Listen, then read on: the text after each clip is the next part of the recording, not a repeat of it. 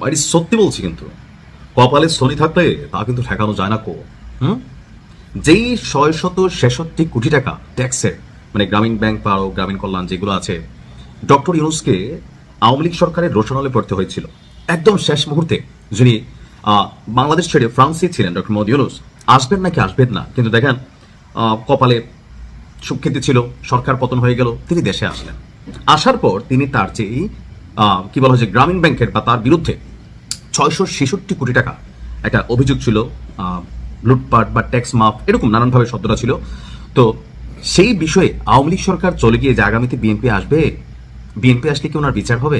জি, তারেক রহমান বলছেন, মোহাম্মদ তারেক রহমান বলছেন তিনি পার্লামেন্টে গেলে ডক্টর ইউনূসের বিরুদ্ধে 666 কোটি টাকা লুটপাটের অভিযোগ যেটা আছে এটাকে বিচারের আওতায় আনা হবে। এ বিষয়ে তিনি কোনো ছাড় দেবেন না। তিনি বলছেন যে তিনি পার্লামেন্টে যান বা না যান, ডক্টর ইউনূসকে আইনের মুখোমুখি করা হবে। ভাবা যায় বিষয়টা? তবে আপনারা যারা মনে করতেছেন জনাব তারেক রহমান বা তারেক জিয়া, না, জনাব তারেক রহমান ঠিক আছে, তবে ওনার আরেকটা পরিচয় আছে, ওনাকে কেউ কেউ বলে থাকেন আম তারেক। স্বতন্ত্র প্রার্থী হিসেবে তিনি কাজ করছেন। এবারে নির্বাচনী জনসংযোগে ঢাকা 12 আসনে তিনি মনোনীত সংসদ সদস্য পদপ্রার্থী মোহাম্মদ তারেক আমজনতা দলের সদস্য সচিব, তিনি এই কথাগুলো বলছেন।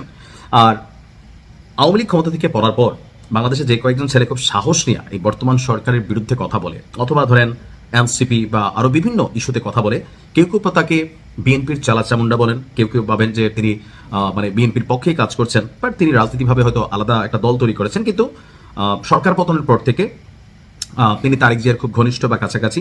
যখন জনাব তারেক রহমান বাংলাদেশে আসলেন গেল কয়েক মাস আগে, তখনও এই তারেক তিনিও জনাব তারেক জিয়ার সাথে দেখা করার সুযোগ পেয়েছেন বা সেই মঞ্চে যাওয়ার সুযোগ পেয়েছেন। এ নিয়ে নানান আলোচনা সমালোচনা আছে। তো সেই জায়গা থেকে নানান ধরনের বক্তব্য তিনি বিভিন্ন সময় দেন, এমনকি ডক্টর ইউনূস সরকারকে নিয়েও নানান ধরনের প্রতিবাদে তিনি অলওয়েজ সোচ্চার। তো হঠাৎ করে সেই তারেক তারেক বা জনাব তারেক রহমান, অনেকে তারেক বলেন, তাকে আমের ব্যবসা করেন কিন্তু এই কারণে তারেক বলেন, তো তিনি মনে করছেন ডক্টর ইউনূসের যে 666 কোটি টাকা এই সরকারে তিনি প্রধান হওয়ার পরে নিজের টাকাগুলা টেকনিক্যালি মামলা খারিজ হয়ে গেল, বা গ্রামীণ ব্যাংকেও আরো বেশ কিছু সুযোগ সুবিধা দেওয়া হলো, আর বেশ কিছু লাইসেন্স নেওয়া হলো, ইউনিভার্সিটি, জনশক্তি, অনেক কিছু। দেখেন ডক্টর ইউনূসের একটা বড় বোকামি ছিল, আমি এটা মনে করি বি অনেস্টলি, যে আপনি রাষ্ট্রের প্রধান হওয়ার পর 18 মাসে আপনার বিরুদ্ধে যে 666 কোটি টাকার একটা ইস্যু ছিল সেটা সমাধান হয়ে গেছে, গ্রামীণ ব্যাংক সমাধান হয়ে গেছে, উনি লাইসেন্স নিয়ে নিয়েছেন, তারপরে স্টার্লিং বাংলাদেশে ঢুকে ফেলছেন, এটা গ্রামীণের সাথে কানেক্টেড। তো দেখেন উনি যতটুকু হিউজ সুযোগ সুবিধা পেয়েছেন, রাষ্ট্রীয় মান মর্যাদা সম্মান, দেশে বিদেশে সফর, খানা পিনা, মানে আর 100 ভাগের 1 ভাগ বাংলাদেশের জনগণ কি ওনার শাসনামলে পাইছে? পায় নাই। তবে আমার মনে হয় যে বিষয়টা কষ্টকর। কেন কষ্টকর ওনার বিচার করা? কারণ দল হিসাবে বিএনপি বা জামাত ইসলাম যারাই ক্ষমতা আসুক, তারা ডক্টর ইউনূসকে এভাবে বিচারের মুখোমুখি করবে এটা আমার মনে হয় না। বলে কেন মনে হয় না? এটা মনে হয় না ভাই, কারণ এলিটদের মধ্যে একটা খেলা আছে। তো যদি আওয়ামী লীগ কখনো আসে, 50 বছর পরে আসুক, তিনি যদি জীবিত থাকেন ডক্টর ইউনূস, ওনারা না পাইলে ওনার গ্রামীণ ব্যাংকে আওয়ামী লীগ সাইজ করবে, কারণ গ্রামীণ ব্যাংকের সাইজ করারও চেষ্টা করা হয়েছিল।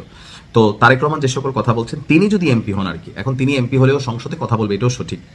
সেখান থেকে আবার কোন দিকে কি মন নেয় দেখা যাক কি হয়। ভালো থাকুন।